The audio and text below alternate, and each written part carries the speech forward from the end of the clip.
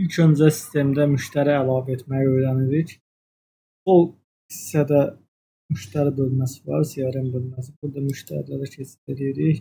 Yeni müştəriyə vururuq və müştəri məlumatlarını doldururuq. Ad hissəsinə müştərinin adın,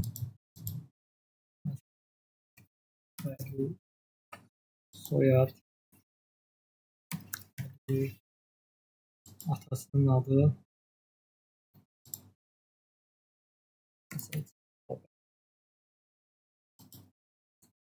insiyyat seçirik, vəsiqəsinin seriya nömrəsi və PIN kodunu yazırıq. Daha sonra mobil nömrəsi,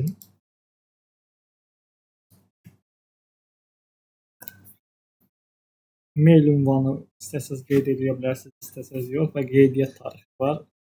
Onu da müştəri sistemdə nə vaxt qeydiyyat tarixi dəyişdirmək istəsəz dəyişdirə bilərsiniz. Qeydiyyat ünvanı var, məsəl üçün Bakı şəhəri və faktiki yaşayış ünvanı var.